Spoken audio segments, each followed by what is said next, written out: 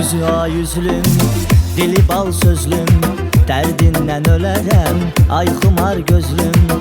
Üzü ay yüzlüm, dili bal sözlüm, derdinden ölərəm, ay xumar gözlüm. Sən həzin nəğməm, sən sevgi şeirim, hər sözün mənam, ən dərin fikrim.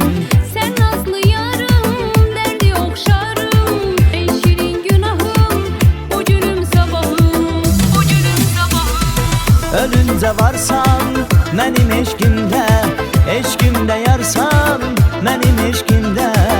Əziz Allahım, gözəl Allahım, səni yazmış bu dəli qəlbimdə.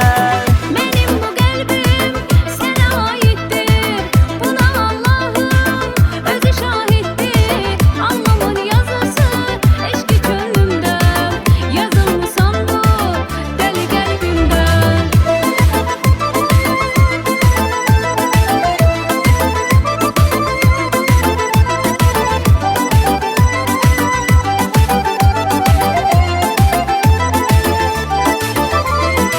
Şirin arzumsan, nazlı nazlımsan, həyatda bir ömür mənə lazımsan. Şirin arzumsan, nazlı nazlımsan, həyatda bir ömür mənə lazımsan. Yaşamak sebebim, nefesim ruhum, gözümde nurum, sevincim huzurum. Sevginle deliyem, ölerem sensiz, ayağına ölümün, giderem sensiz, giderem sensiz. Ölüncə varsan, mənim eşqimdə, eşqimdə yarsan, mənim eşqimdə. Əziz Allahım, gözəl Allahım, səni yazmış bu dəli qəlbimdə. Benim bu kalbim sana aittir, buna Allah'ım özü şahittir. Alnımın yazısı eşki gönlümde, yazılmışsan bu deli kalbimde.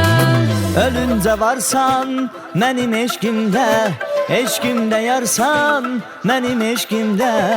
Əziz Allahım, gözəl Allahım, səni yazmış bu dəli qəlbimdə. Mənim bu qəlbim sənə aiddir, buna Allahım özü şahiddir. Alnımın yazısı eşqi gönlümdə, yazılmışsan bu dəli qəlbimdə.